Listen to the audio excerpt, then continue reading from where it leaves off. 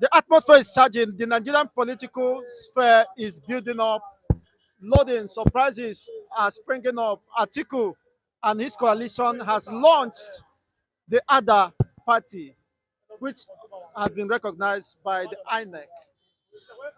What is your perspective regarding this? Is it a final end for Tinubu 2027? Well, it's too early now to be saying it's either the end or not the end. I think they just did one of the step, just took one of the step, which is giving the making sure that they tell Nigeria that they have finally decided to float a new party, and they have given it name, which is one of the first step, one of the first achievements human being can achieve in life is they Christian you, at least they give you name, of course. So it's too early to judge, but we are observing. It depend on how they handle the coalition. Coalition is not important. Forming coalition is not important, but how they handle it. Who are the people that want to champion it? Who are the people that involve? As it is now, we still see that it's about the prominent people there. They are more or less like a northerner, dominated by northerner. As I'm talking, we have seen Atiku, we have seen Erufai. The only voice from south is Rotimi Amici. If I'm not mistaken, that's the only loudest voice that I know. I don't know who else and who can involve later. So it's now depend on how do they broaden this thing. How is it? How they their tentacle? How expand is it going to be? Is it going to cut across both the north and the south? How is it going to sound? Is it an so all these things put together is what we are going to be looking at before we will say yes. We have seen a party that is serious that want to unseat President Bola Ahmed Tinubu. And some persons are saying that this is more or less alignment of the Fulanis, because when you look at the hierarchy of the personalities there, Erefai is a Fulani, um, Bauchi governor is a Fulani, Atiku is a Fulani. Don't you think the Southerners should have a rethink that these are Fulanis forming a coalition and that may not augur well with the South? That's what I'm saying. That's what I'm saying. Those are the things that we need to wait for to see how are they going to play the game when the party is okay. Imagine, for instance, after they have flowed the party, they want to pick their candidates, presidential candidates. For instance, they speak from the north. That one will tell us that it is about the northern agenda. But if they want to choose their candidates, they choose from south. Anybody from south. Then people will think that no, they really mean business. They really want to unseat President Bola Ahmed Tinubu. But when you do when you form this coalition and you still want to be the first one to benefit from it, then people will be look suspicious. Anybody may think that Tinubu do this or do that, but one of the things that people don't look at is the strategy Tinubu applied in 2014 or 2015 when APC was formed. Tinubu was one of the strong stakeholders, but he understands the game that what the northerners are looking for now is power, and he pushed it to them. He went ahead to pick Buhari that okay, Muhammadu Buhari, go first. I know what I'm doing. Go first. It is turn of not. As there's nothing anybody can do about it. Anybody or any party that fail to acknowledge the rotation of power between north and south, they are definitely play with failure. That was where PDP started failing. If to say in 2011, Jonathan didn't contest, power go back to north, PDP will still maintain power up to this moment. So Jonathan contested in 2011 with the help of South, the emerged president. They still want to repeat the same thing 2015. You understand what I'm saying? They still want to. So if Jonathan succeeded in ruling in 2015, South will have been ruled for like 10 years, 10 straight years. Which we too we can say no to it if it's happened to us like that in the South. Yeah. So The matter of rotation, anybody that fails to acknowledge it will be, I mean, he will find himself to blame in that corner. So what you are trying to say is that, well, this is a new party. If they want to do it well, push it to the south first. If they are not desperate to come back to power, that's what they will do.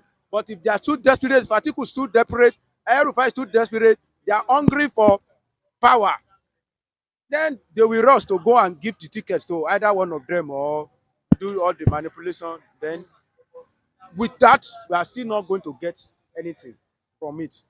And another thing they should factor, that we should be watching out for, is Obi factor. Are they ready to factor Obi in? If Obi is factor in, then I know that they are talking. If Obi is not factor in, Obi stand, Tinubu stand, coalition stand, then go and do mathematics by yourself and know the results.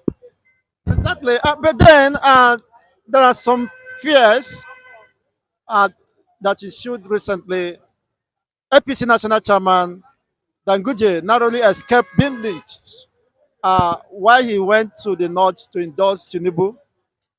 There's this discrepancy whether Tinubu will drop Shetima as is being speculated, and the Bronu politicians are saying are not going to take that nonsense from anyone. Shetima must fit in if Tinubu must continue. Well, it is he who wear the shoe, no wear his pinches in. Tinubu is a politician, not ordinary politician, a top-notch one. So he is there. I have nothing to gain or lose. Either Tinubu win or lose in 2027. So I think he should be old enough to sort himself out, both in age and in politics. It's not a small kid.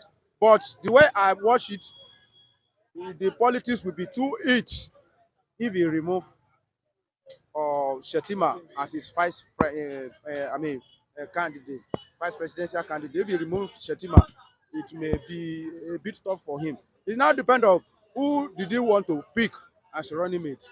People are eyeing Dogara or possibly Kwankwaso to, for possible replacement. Unfortunately, Dogara is good, but you look at the political strength of Dogara in the north. What does Dogara represent? What is his strength? Dogara came from minority in Bauchi. Yes, he was from minority in Bauchi. He was a Christian from Bauchi. And look at who is ruling them now.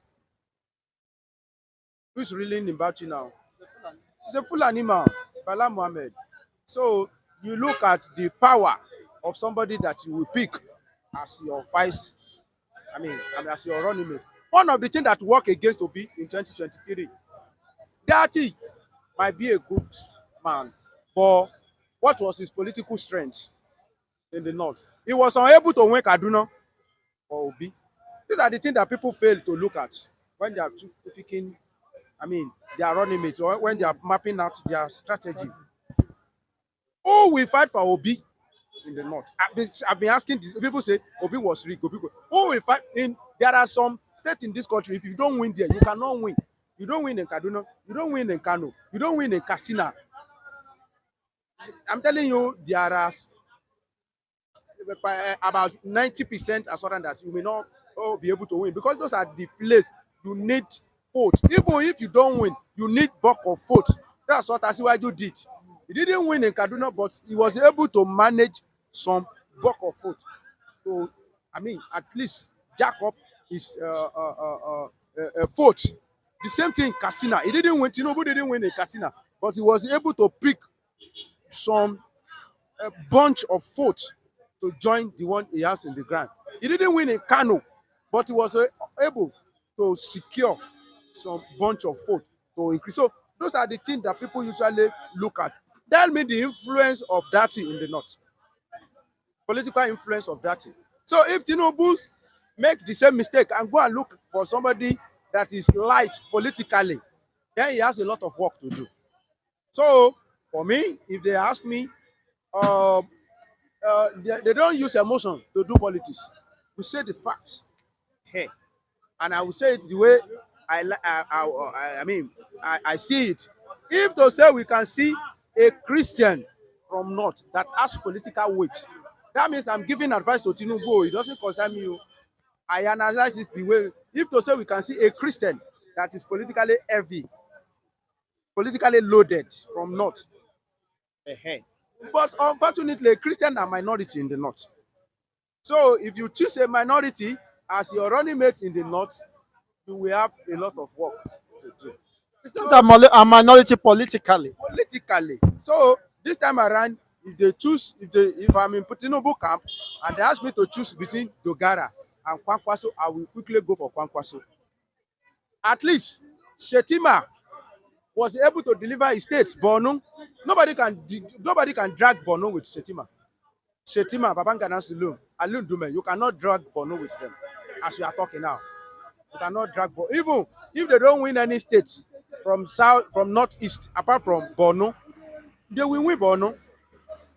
You cannot drag some states with some people. You cannot drag Samfara with Matawale and the rest of them. So you should know who and who. Own. It's not that they own, but when they are talking, people listen to them. So in the case of not choosing Dogara, not choosing Shetima as vice candidate, Tinubu need a lot of work to do. You need to look left and right before you choose. Otherwise, Exactly. Some cited one of the reasons he might dump Shetima is that he's not aligning with his program. This tax reform Tinubu raised, Shetima was against it. Research on and again, Shetima said under his foot. So it will be pretty difficult to work with someone that does not align with your policies and the rest of them. And at the end of the day, all the blame will come on the president. thank you for taking me to that side. Um, so you have to choose one between your political career and your your own ideology. Some people, they prefer to stick to their own ideology, irrespective of whatever that is happening.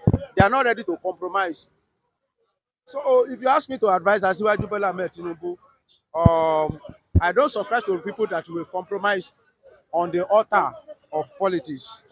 So the only work he has to do is just to go and look for somebody else that will be loyal to him and at least a little bit carry weight